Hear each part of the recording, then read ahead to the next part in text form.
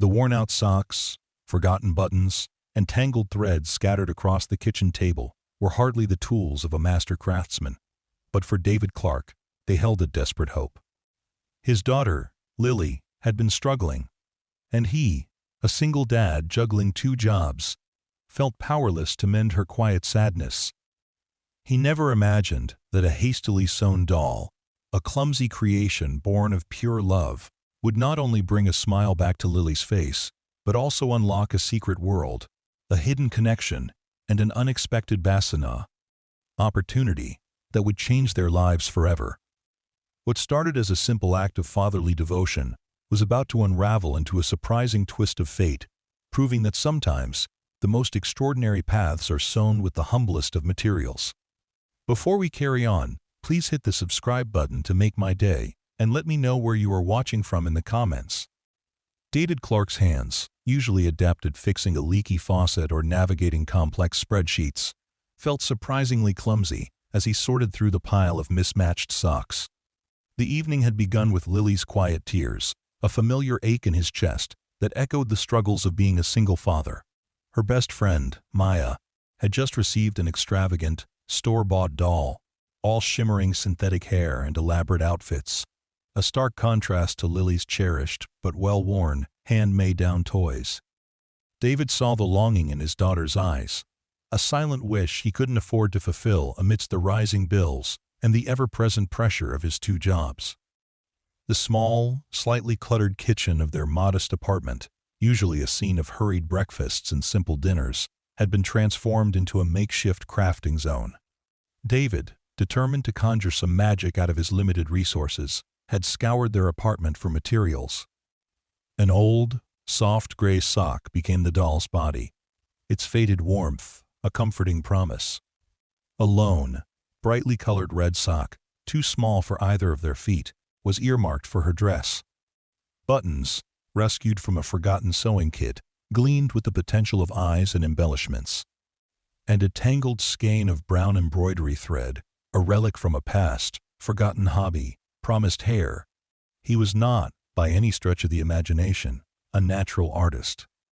His stitches were uneven, his knots a little too bulky, but each clumsy movement was imbued with a deep, unwavering love for his daughter.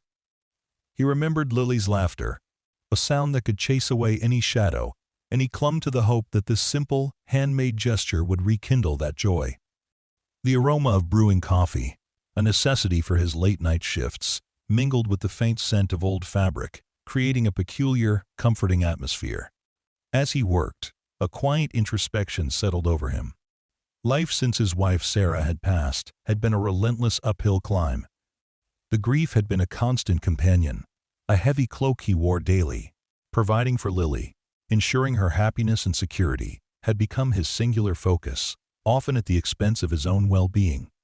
He worked long hours at the accounting firm during the day, then transitioned to a night shift at the local diner, pouring coffee and wiping down counters, a stark contrast to the intellectual demands of his primary profession. His hands ached, his eyes often burned with fatigue, but the thought of Lily's bright smile was always enough to push him forward. This doll, imperfect as it might be, was an extension of that dedication, a tangible piece of his love. He carefully cut the sock, shaping the head and body with a clumsy precision born of pure intent. The stuffing, salvaged from an old, discarded pillow, puffed out as he worked, giving the doll a plump, huggable form. He threaded a needle, a surprisingly intricate task for his large, unaccustomed fingers, and began to sew the eyes, 2 mismatched blue buttons, one slightly larger than the other, giving the doll a whimsical, endearing charm. He imagined Lily's delight, the way her small fingers would trace the uneven seams, the pure, unadulterated joy that only a child could possess. The doll began to take shape under his inexperienced hands. The red sock, carefully cut and folded, became a simple, charming dress, cinched at the waist with a thin strip of ribbon he found in an old gift box.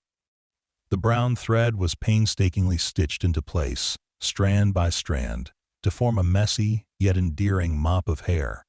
He even attempted a small, crooked smile with a few stitches of pink thread, a testament to his determination.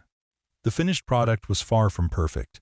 certainly not the polished, factory-made beauty Lily's friend possessed. Its limbs were slightly askew, its face endearing in its asymmetry, but it was made with an earnestness that shone through every uneven stitch. He called her button eyes, a nod to her charmingly mismatched gaze. He placed her gently on Lily's pillow, a silent offering, a hope for a brighter morning. The apartment, usually quiet after Lily went to sleep, felt different, filled with a gentle anticipation. He imagined her waking up, her sleepy eyes widening in surprise, the tentative touch of her fingers, and then, hopefully, the eruption of that beautiful laughter he so dearly missed. He finished his coffee, the bitter taste a familiar comfort, and prepared for his night shift, carrying the image of buttonese and the hope she represented, with him. The next morning, the sun streamed through the kitchen window, illuminating dust motes dancing in the air, and illuminating Lily's face, radiant with a joy that David hadn't seen in days. She clutched button eyes to her chest, her small fingers tracing the uneven stitches, her eyes wide with unadulterated delight. The clumsy, handmade doll, a testament to her father's love, had worked its magic. "Daddy! She's beautiful!" Lily exclaimed, her voice bubbling with excitement. "Did you really make her?" David, pouring 2 bowls of cereal, smiled, a genuine, unburdened smile that reached his tired eyes. "Every stitch, sweetie, from scratch. I call her Button Eyes." Lily giggled, holding the doll up. "She's much better than Maya's doll. Maya's doll just stands there. Button Eyes looks like she wants to have adventures."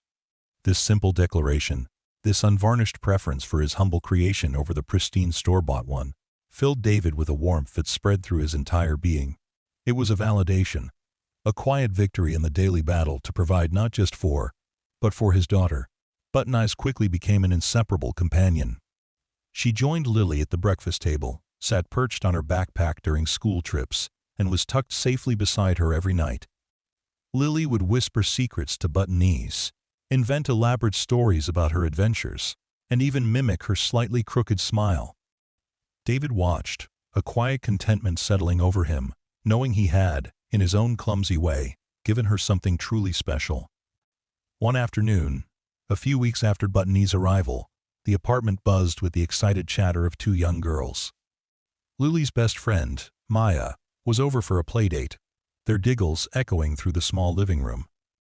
Maya, with her perfectly braided hair and designer clothes, brought with her a collection of glossy manufactured toys, each one pristine and untouched by the wear and tear of real play. David, observing from the kitchen as he prepared a simple snack, noticed the stark contrast between Maya's flawless dolls and Button Eyes, who bore the charming marks of Lily's constant affection. Suddenly, Maya's voice, a little louder than usual, cut through the general din. "Lily, where did you get this doll? I've never seen one like her." David braced himself, half expecting a dismissive comment about Buttonese's imperfections. He knew Maya came from a more affluent family, accustomed to the finer, more expensive things in life. He anticipated Lily might feel embarrassed. But Lily's response was immediate and fiercely proud. "My daddy made her. She's Button Eyes. She's the best doll in the whole world." A beat of silence followed, then Maya's voice again, this time laced with genuine awe. "Your daddy made her? Wow, she looks so real, and her eyes are so funny." David peeked around the corner. Maya was holding Buttonese carefully, turning her over in her hands, her expression one of genuine fascination, not condescension. Lily, meanwhile, was beaming, her chest puffed out with pride. This unexpected acceptance from Maya, the very child whose perfect doll had sparked Buttonese's creation, was a quiet victory for David. It underscored the intangible value of something created with love over something simply bought. As the afternoon wore on, Buttonese became the star of their playdate. Maya, usually so meticulous with her own toys, seemed utterly captivated by the handmade doll. She insisted Buttonese lead their imaginary adventures, her mismatched button eyes seemingly sparking endless narratives. David watched, a warmth spreading through him. He saw not just the joy on Lily's face, but also the unexpected connection forming between the 2 girls, mediated by his humble creation. It was a reminder that genuine connection transcended material possessions. Later that evening, after Maya had gone home, Lily climbed onto David's lap, button-knees tucked securely under her arm. "Daddy," she said, her voice soft. Maya really loved button-knees. She said her grandma would love her too, because her grandma knows all about special dolls. David chuckled, smoothing Lily's hair. "That's sweet, honey. Maybe Maya's grandma knows a lot about all kinds of toys." He didn't think much of it, assuming it was simply the innocent chatter of a child. He couldn't possibly know the significance of Maya's grandmother, or the unique world she inhabited. He had no idea that a seemingly casual conversation between two little girls was about to set in motion a chain of events that would change their lives in ways he could never have imagined. The small, uneven stitches of button-knees were about to unravel a much larger, more intricate tapestry of destiny. The invitation for Lily's sleepover at Maya's house arrived a week later, a beautifully embossed card that seemed to shimmer with unspoken elegance. David felt a familiar twinge of apprehension. Their world, simple and hand-stitched, felt so different from Maya's, a world of manicured lawns and effortless affluence. He worried Lily might feel out of place, but her excitement was palpable. "Button Eyes has to come too, Daddy," she insisted, her eyes wide with anticipation. David packed Lily's small overnight bag, carefully tucking button-knees among her pajamas and toothbrush. He gave Lily a long hug at Maya's sprawling, immaculately kept house, feeling a brief pang of parental anxiety as he waved goodbye. He drove back to his quiet apartment, the silence amplifying the hum of his own worries. He spent the evening catching up on paperwork for his accounting job, the rhythmic clicking of his keyboard, a stark contrast to the lively laughter he imagined filling Maya's home. Meanwhile, at Maya's house, the sleepover was in full swing. Maya's bedroom was a child's wonderland, filled with elaborate dollhouses, towering stacks of board games, and plush, oversized animals. Yet, amidst this abundance, Lily's small, slightly crooked button-knees held a unique fascination. "Look, Grandma!" Maya exclaimed the next morning, rushing into the sun-filled breakfast nook, Lily trailing shyly behind her. "Look what Lily's daddy made for her. Isn't she amazing?" Seated at a large, antique table laden with a gourmet breakfast spread was Eleanor Vance. Eleanor was not just any grandmother. With her silver hair meticulously styled, her elegant silk scarf, and eyes that twinkled with a keen intelligence, she exuded an aura of refined creativity. Eleanor Vance was the celebrated owner of The Threaded Whimsy, a renowned handmade toy store nestled in the city's quaint arts district. Her store was more than just a shop. It was a local institution, a haven for artisanal dolls, intricate wooden toys, and whimsical creations, each piece a testament to meticulous craftsmanship and imaginative design.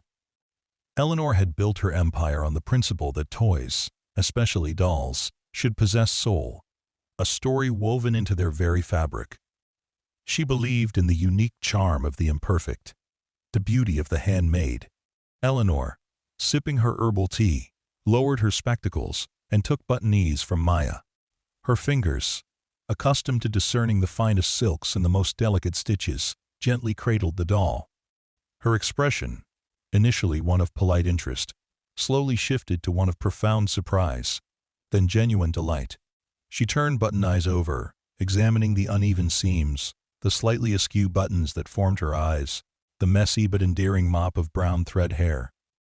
Her discerning eye saw past the amateurish execution, recognizing the raw, heartfelt intention behind every stitch. "My goodness," Eleanor murmured, a soft smile spreading across her face. "She's exquisite. There's a certain charm, an honesty, to her. The way her eyes gaze, the slight tilt of her head, it's truly captivating." "And handmade, you say?" She looked at Lily, her eyes twinkling. Lily, emboldened by Maya's enthusiasm and Eleanor's genuine warmth, nodded shyly. "My daddy made her, Grandma Eleanor. He made her just for me." "Your daddy, dear?" Eleanor repeated, her brows raising in surprise. "He made this himself?" The craftsmanship, while amateur, held a unique character. a departure from the mass-produced perfection she so often saw. It had a spark, a personality that many professionally made dolls lacked. Maya, ever the enthusiastic storyteller, interjected, "Yes, he used old socks and buttons, and he called her Button Eyes." Eleanor looked at the doll again, her gaze lingering on the mismatched buttons. "Button Eyes," she mused aloud, a warm smile playing on her lips. A perfect name. This doll, Lily, possesses a genuine spirit. It has a story woven into it, something truly special. She looked at Lily with newfound respect. "Your daddy is a very talented man, Lily. This doll, she has soul." Eleanor, a woman who had dedicated her life to the art of handmade toys, immediately recognized the unique appeal of Button Eyes. It wasn't about flawless execution, but about authenticity, about the palpable love embedded in every stitch. She envisioned a whole line of such dolls, each one imperfect, yet brimming with personality, a testament to the idea that beauty could be found in simplicity and heartfelt effort. Her mind, ever fertile with new ideas, began to spin with possibilities. A line of dad-made dolls, each one unique, each one a story waiting to be told. It was a concept that resonated deeply with her philosophy of valuing the human touch, the genuine article, above mass production. "Lily, darling," Eleanor said, her voice gentle but firm, "would it be possible for your daddy to, perhaps, make another doll like Button Eyes? For me to see, perhaps at my store?" Her eyes, now full of a nascent entrepreneurial spark, held a mixture of curiosity and a shrewd business sense. "I own the Threaded Whimsy, you see. We specialize in unique handmade toys. And Button Eyes, she is truly unique." Lily's eyes widened, a mixture of surprise and excitement dancing within them. "Really, Daddy? At your store?" Eleanor smiled warmly. "Indeed. I believe your daddy's dolls could be very, very special. Tell him to give me a call. Here's my card." She produced a small, elegant business card from her silk scarf pocket, its minimalist design hinting at the artistic sensibilities of her establishment. Lily, clutching Button Eyes and the business card, beamed. She couldn't wait to tell her daddy. She didn't fully grasp the magnitude of Eleanor Vance's offer or the renown of the Threaded Whimsy. For her, it was simply about sharing her daddy's special doll with someone else who appreciated it. David, oblivious to the unfolding events at Maya's home, was finishing his night shift at the diner, his body aching, his mind already drifting to the next day's accounting tasks. He had no idea that a seemingly innocent sleepover, a simple, loving gesture, and a chance encounter with a discerning grandmother was about to unravel his quiet, predictable life and launch him into a world he never knew existed, a world where socks, buttons, and thread could become the building blocks of an unexpected future. The threads of destiny, it seemed, were about to pull him in a completely new direction. Lily burst through the door of their apartment, a whirlwind of boundless energy and uncontainable excitement, the elegant business card clutched triumphantly in her small hand. "Daddy! Daddy! You won't believe it! Grandma Eleanor wants you to make more dolls!" Her voice was a joyous shout, cutting through the usual quiet of their home. David, still shaking off the fatigue from his night shift, nearly dropped the coffee mug he was holding. "More dolls, sweetie? What are you talking about?" He knelt, meeting her eye level, a bewildered smile forming on his face.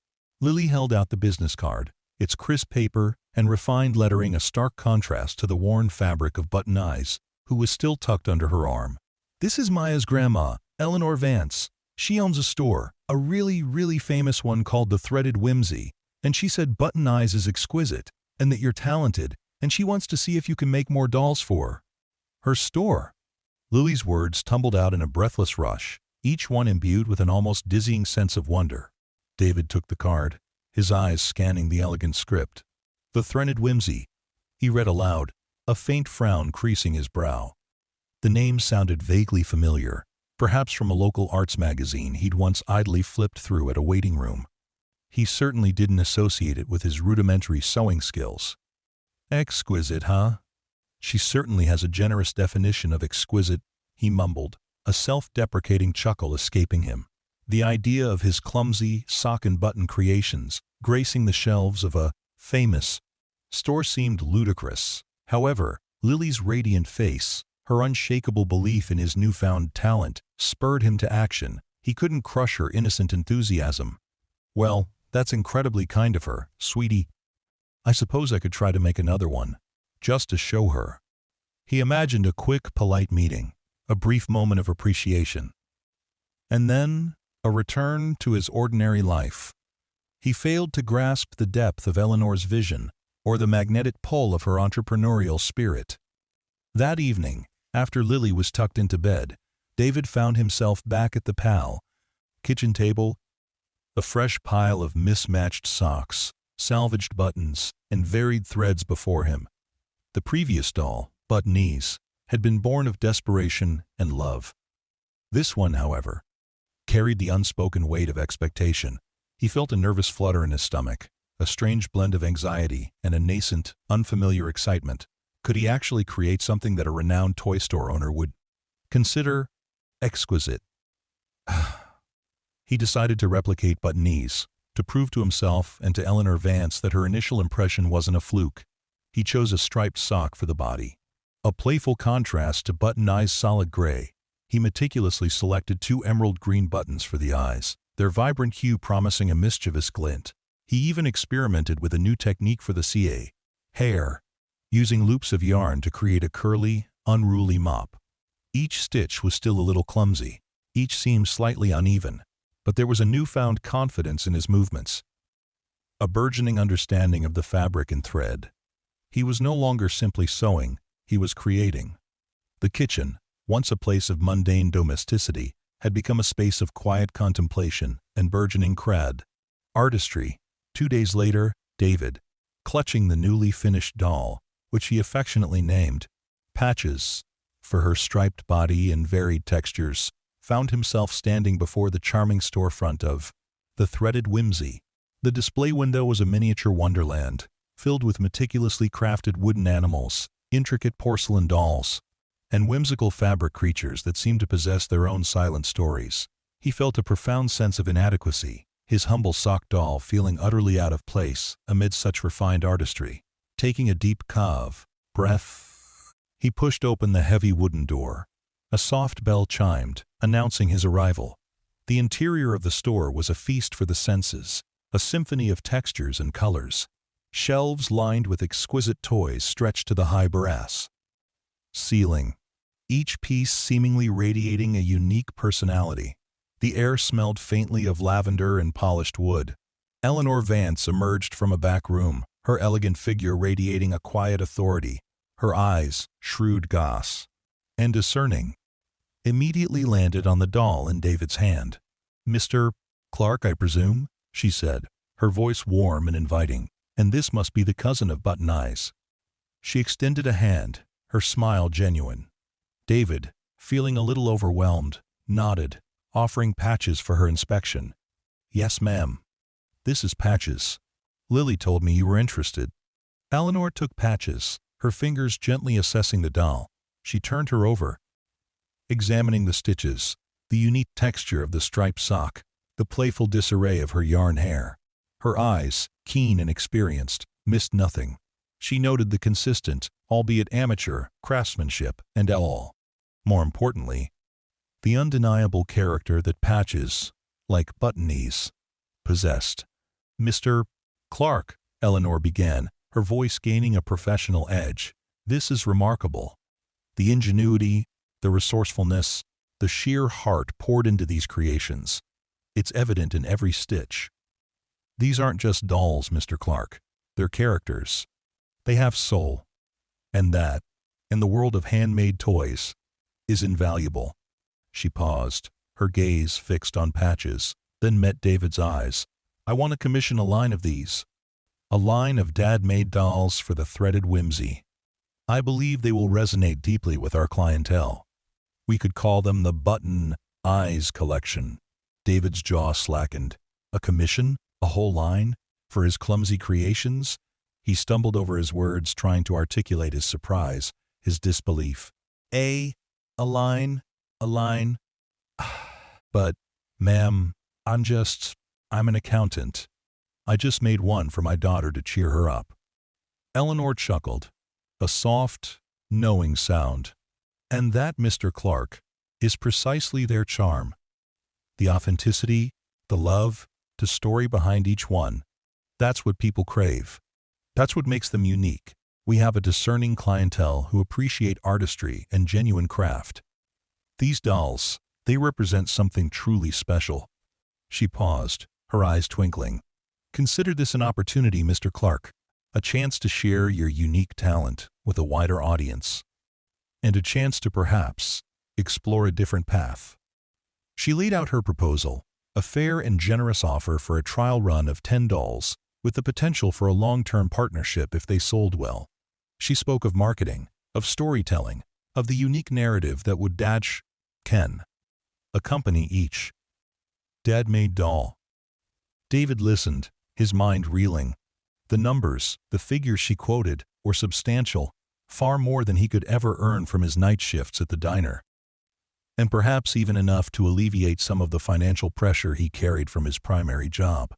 As he walked out of the threaded whimsy, the afternoon sun seemed brighter, the city streets more vibrant. In his hands, he clutched a signed contract, and in his mind, a whirlwind of possibilities spun. The humble socks, buttons, and thread, once a symbol of his limitations, had become the unlikely keys to an entirely new world.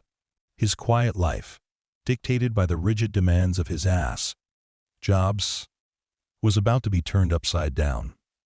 David Clark, the accountant and diner worker, was now, unexpectedly, an artisan, a creator, embarking on a journey he never could have imagined.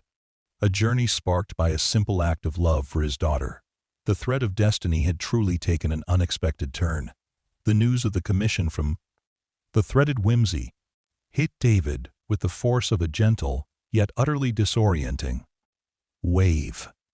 He felt a strange mix of exhilaration and profound trepidation. He, David Clark, the numbers man, the quiet single father, was now a nascent doll maker. The idea was still absurd to him, a whimsical diversion from the harsh realities of his life. Yet the signed contract in his hand was undeniably real. His apartment, usually a place for quiet reflection or hurried domesticity, now hummed with a different energy. The kitchen table, once again, became his workshop. But this time, the urgency was different. It wasn't about cheering up a sad daughter, it was about fulfilling a professional obligation. A leap of faith, taken by Eleanor Vance. He began to see his materials not as scraps, but as potential, each discarded sock a canvas, each button a spark of personality. He even found himself venturing into small craft stores, a world he had never known existed, meticulously selecting threads for hair, searching for unique buttons, and discovering the surprising variety of soft, cuddly fabrics. This was a new frontier, exhilarating and daunting doll. In equal measure, Lily, of course, was his most enthusiastic supporter. She would sit beside him as he worked, offering unsolicited advice, suggesting colors for dresses, debating the merits of different button eyes. "This one needs to be super brave, Daddy," she'd declare, pointing to a half-finished doll. Like a knight, her innocent imagination infused his creations with even greater meaning. He realized that this wasn't just about making dolls, it was about connecting with Lily on a deeper level, sharing a creative process, and allowing her to witness his quiet transformation. David began to develop a rhythm. He would work on the dolls after Lily was asleep, sometimes late into the night, the silence of the apartment punctuated only by the soft snip of scissors and the gentle pull of thread. He experimented with different sock patterns, finding that striped socks created surprisingly charming characters, while plain ones lent themselves to more classic designs. He learned to vary his stitches, to give each doll a slightly different expression, a unique quirk. He discovered the subtle art of positioning buttons for eyes, how a slight shift could change a doll's entire demeanor. He was learning, evolving, finding a dormant creativity he never knew he possessed. The first 10 dolls for buy. The Button Eyes collection were a culmination of this newfound dedication. Each one was unique, yet bore the unmistakable dad-made charm. There was Stripes, with her jaunty, horizontally stretched body and inquisitive green eyes. There was Dottie, a plump, polka-dotted doll with a perpetually surprised expression. And of course, there were several variations of the original buttonese, each with their own distinct button eyes and endearing imperfections. David carefully packed them into a sturdy cardboard box, a strange mixture of pride and anxiety fluttering in his chest. The day he delivered the dolls to the threaded whimsy felt momentous. Eleanor Vance greeted him with her usual grace, her eyes lighting up as she inspected each doll. "They're wonderful, Mr. Clark," she said, her voice filled with genuine admiration. "Each one, a little masterpiece of character. I knew you had a gift." She then explained the merchandising plan, the small, handwritten tags that would accompany each doll, telling the story of their creation. The Button Eyes collection, lovingly handcrafted by a single father, David Clark, inspired by his daughter Lily. David felt a blush creep up his neck at the idea of his humble creations being presented with such reverence. The dolls were placed prominently in the store's front window, nestled among soft lighting and fragrant potpourri. David returned to his regular routine, but now a subtle shift had occurred within him. The fatigue from his night shifts felt less burdensome. The spreadsheets at his day job seemed a little less monotonous. A small, vibrant spark of creativity had been ignited, and it brought a newfound lightness to his days. A few weeks later, Eleanor called him. "Mr. Clark," she said, her voice bright with excitement. "The first batch of dolls. They're gone. Every single one sold out within 3 days. We've had inquiries from across the city, even a few from out of state. People are absolutely captivated by them. They love the story. They love the charm. We need more, Mr. Clark. As many as you can possibly make." David was stunned. Sold out? Within 3 days?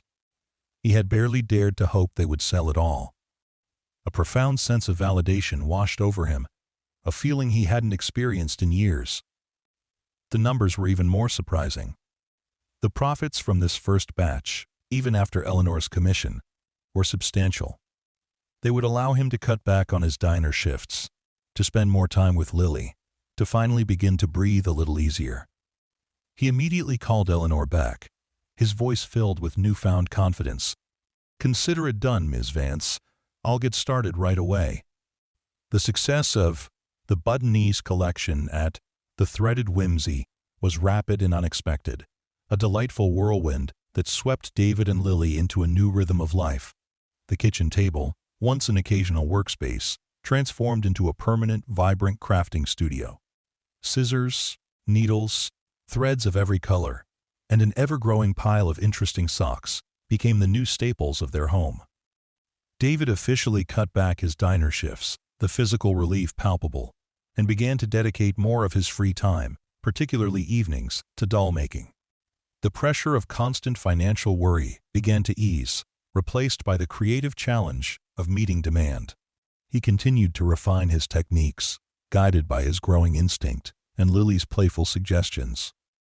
He learned to create different expressions by subtly altering the placement of the buttons for eyes, to give varying postures to the dolls by adjusting the stuffing. He experimented with embroidery floss for intricate hair designs, and even started incorporating tiny scraps of fabric for miniature scarves or tiny embellishments. Each doll became a small, unique character, imbued with its own silent personality. Eleanor Vance, with her astute business acumen and deep understanding of the market, became his mentor. She advised him on material sourcing, suggesting he explore organic cotton socks for a higher-end appeal, and introducing him to specialized craft suppliers. She also encouraged him to broaden his creative scope, suggesting variations in doll sizes and designs. "People are drawn to the authenticity, David," she would say during their frequent calls, her voice warm with encouragement. "But a little variety keeps things fresh. Don't be afraid to experiment, to let your imagination run wild." David found himself sketching designs in his spare moments, even during his lunch breaks at the accounting firm. The stark numbers and logical structures of his day job began to feel increasingly bland, compared to the tactile satisfaction of bringing a soft, whimsical character to life. He discovered a profound joy in the creative process, a quiet sense of fulfillment that had been missing from his life since Sarah's passing. It was a space where he could pour his emotions, his memories, his hopes, into something tangible and beautiful. The store, the threaded whimsy, flourished with the Buttonese collection at its heart. Local newspapers featured stories about the Handmade dolls, highlighting the heartwarming tale of a single father finding an unexpected talent born of love. The dolls became symbols of authenticity, of handmade charm, and of the unexpected paths life could take. Orders poured in, not just from local customers, but from online inquiries sparked by the growing media attention. David found himself hiring a part-time assistant, a retired seamstress from their neighborhood, Mrs. Albright, who, with her nimble fingers and years of experience, helped him with the more intricate sewing tasks. This allowed him to focus on the design and assembly, the heart of each doll's creation. The small apartment, once quiet and often tinged with sadness, now bustled with activity. The gentle hum of Mrs. Albright's sewing machine, the new, comforting background noise. Lily, meanwhile, thrived. The constant presence of her father, his newfound passion, and the visible success of his creations filled her with an immense pride.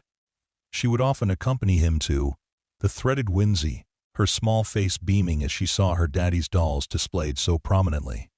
She even started helping, carefully sorting buttons, choosing thread colors, feeling like an integral part of their shared, unfolding adventure. Their bond deepened, nurtured by this unexpected creative journey they embarked on together. One afternoon, as David was carefully stitching a smile onto a new doll, a thought struck him. The sheer volume of discarded socks he had initially used had dwindled. While he now sourced new materials, the core concept of using found objects, of repurposing, was still central to the doll's unique charm. He realized the environmental implications, the idea of turning what would be waste into something beloved. It added another layer of meaning to his work. He started researching sustainable sourcing for his materials, looking for ethically produced organic cotton socks and recycled buttons. This burgeoning awareness for sustainability further enriched his creative process, making his passion project even more meaningful. The success, however, brought its own challenges. The demand was escalating, far beyond what he and Mrs. Albright could manage from their small apartment. The living room was slowly being overtaken by boxes of materials, finished dolls, and packaging supplies. His two jobs, though one was now reduced, still consumed a significant portion of his day, and the doll-making hours often stretched late into the night. He found himself perpetually tired, albeit a happy kind of tired. Eleanor, ever perceptive, noticed his growing fatigue during one of their calls. "David," she said gently, "this is wonderful, but you can't burn yourself out.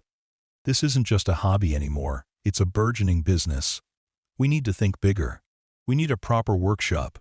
Her words echoed his own nascent thoughts. A dedicated space, away from the apartment, where he could truly scale production. A place where the Handmade dolls could truly flourish. It was a daunting prospect, another leap of faith, but the success they had already achieved gave him courage.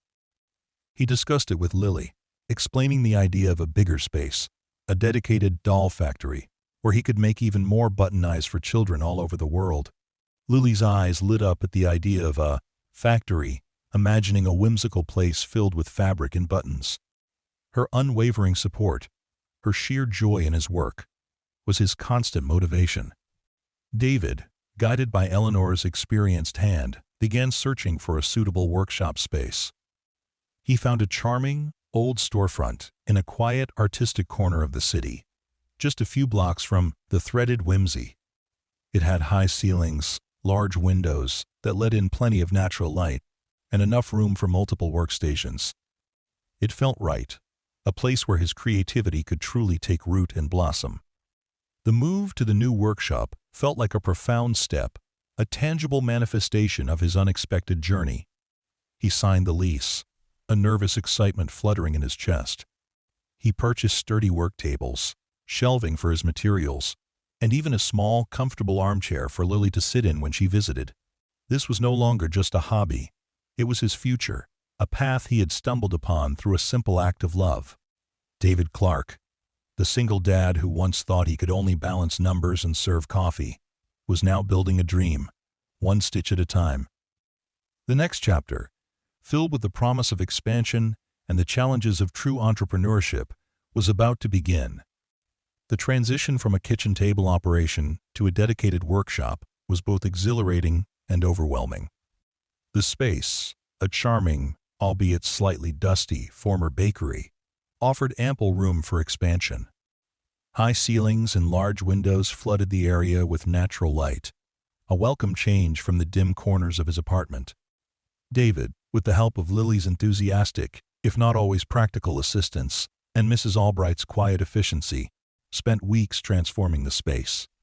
They scrubbed floors, painted walls a calming shade of cream, and assembled sturdy work tables, each one designated for a specific part of the doll-making process, from cutting and stuffing to sewing and embellishing. He named the workshop Lily's Stitchery, a heartfelt tribute to the daughter who had inspired it all. A small, handcrafted wooden sign, adorned with a miniature button eyes, hung proudly above the entrance. It was a space built not just for production, but for creation, a testament to the unexpected journey they were on. The scent of fresh paint soon mingled with the comforting aroma of new fabric and the faint, sweet scent of the potpourri Eleanor insisted on placing throughout the space. With the increased space came the need for increased production. David, guided by Eleanor's business expertise, made the difficult decision to leave his accounting job. It was a leap of faith, a terrifying severing of his last tie to his old, predictable life. But the demand for the Button Eyes collection was soaring, and the financial stability provided by the doll sales now far surpassed his combined income from his previous jobs. He felt a profound sense of liberation, a quiet joy at the prospect of dedicating himself fully to a passion that had brought so much unexpected fulfillment. He hired 2 more local seamstresses, skilled women with nimble fingers, and a shared appreciation for handmade crafts. The workshop buzzed with activity, a symphony of gentle chatter, the whir of sewing machines, and the rustle of fabric. David oversaw the entire process, from sourcing materials to final quality checks, but he remained deeply involved in the creative aspect, sketching new designs, developing unique characters, and ensuring that each doll retained the dad-made charm that had made them so popular. He continued to prioritize the use of high-quality, sustainable materials, a conscious decision that resonated with his own values and Eleanor's ethical business practices. The media attention grew. Local news segments evolved into regional features, then national interest. Human interest stories focused on David's journey, the heartwarming tale of a single father finding an unexpected calling. Lily often made appearances in these stories, her bright smile and unwavering belief in her daddy's dolls endearing her to audiences. The narrative of love, resilience, and unexpected success resonated deeply with people. The Button Eyes collection expanded. Beyond the original buttonees and patches, David introduced Dreamweaver, a doll with long, flowing yarn hair designed for children to braid and style, and Storyteller, a doll with a small, embroidered book clutched in its hand, encouraging imaginative play. Each new doll had its own unique name and a small, accompanying tag that offered a glimpse into its inspiration, usually a characteristic of Lily's or a memory they shared. Eleanor's website, which had initially served as a simple online catalog for the threaded whimsy, now had a dedicated, prominent section for the Button Eyes collection, complete with glowing testimonials and a buy waiting list for new releases. The success of Lily's Stitchery was undeniable, but it was not without its challenges. Scaling production while maintaining the handmade quality was a constant balancing act. David often found himself working long hours, but the nature of the work, the tangible results of his efforts, filled him with an energy he had rarely experienced in his previous jobs. He learned about managing a small team, navigating supply chain issues, and the intricacies of online retail.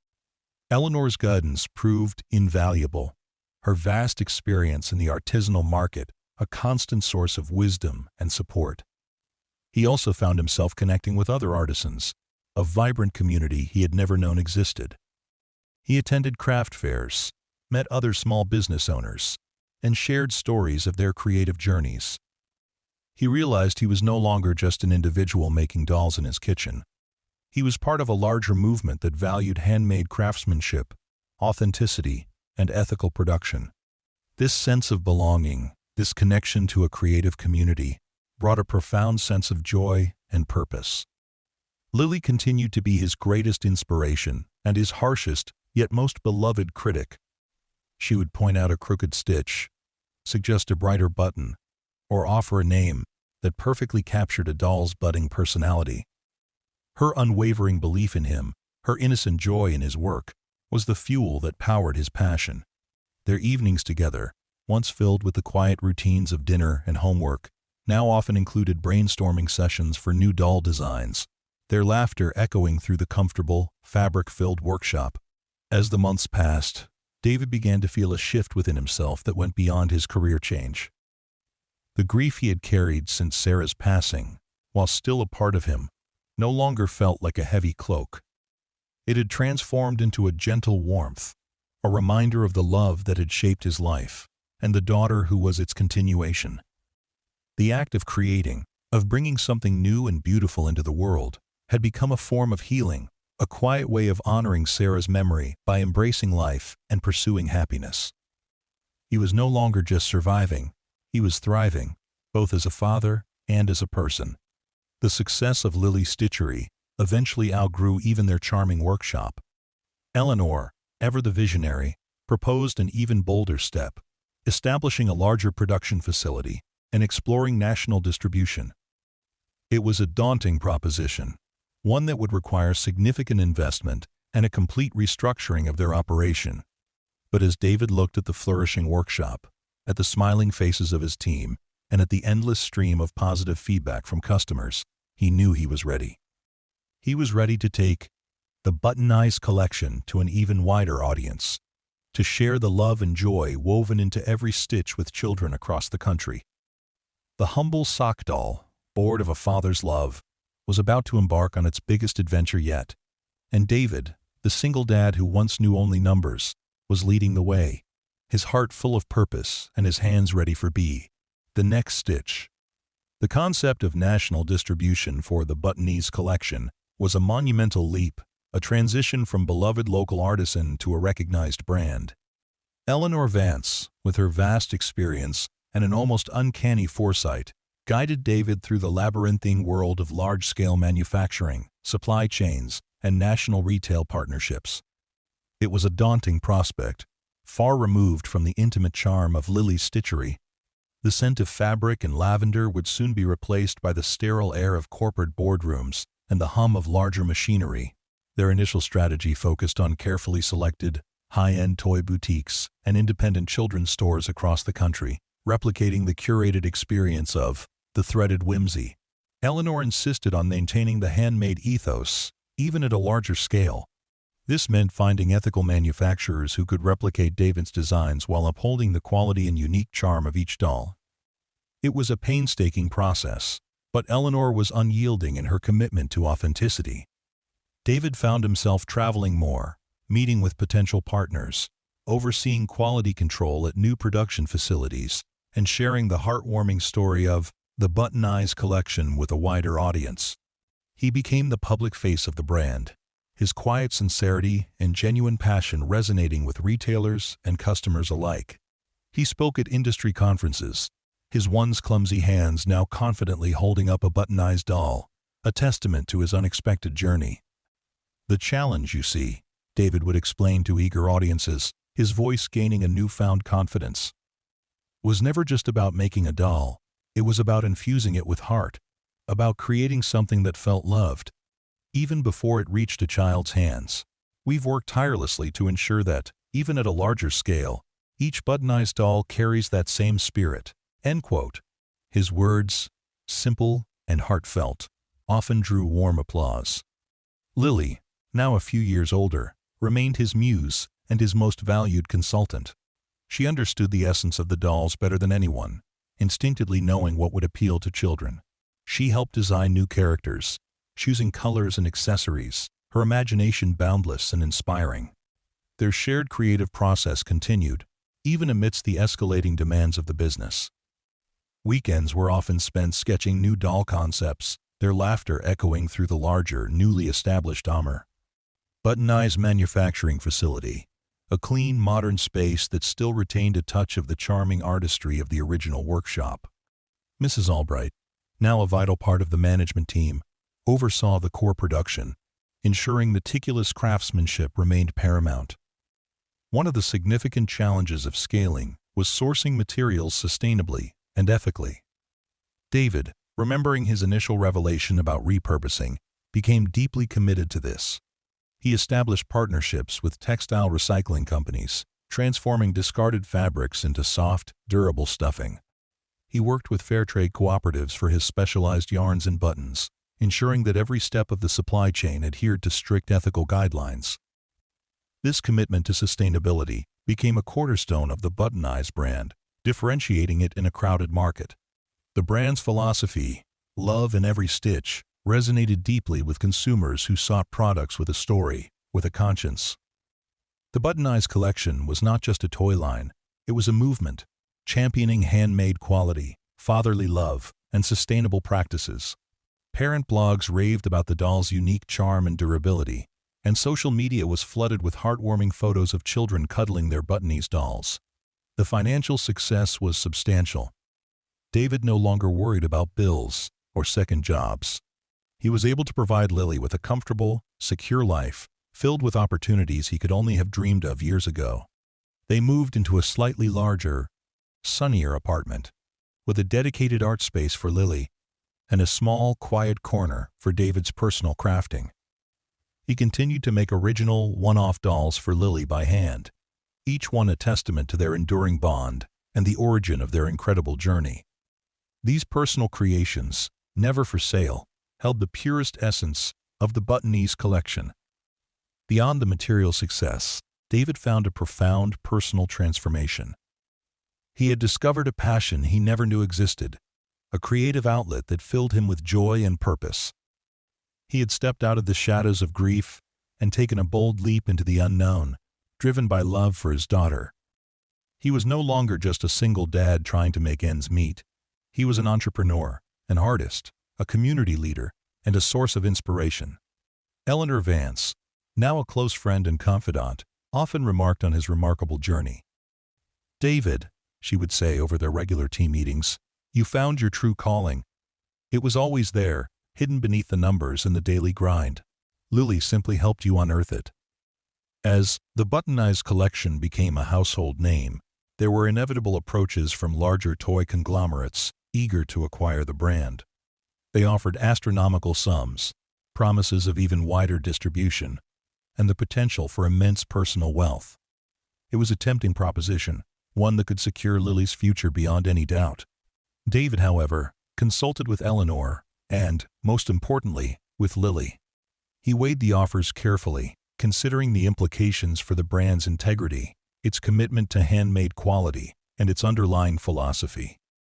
He reflected on the humble beginnings, the love that had sparked the very first Button Eyes, and the values that had guided every stitch since.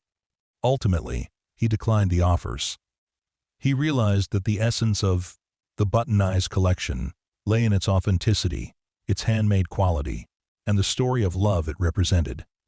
Mass production, stripped of its soul, would betray the very spirit of Button Eyes.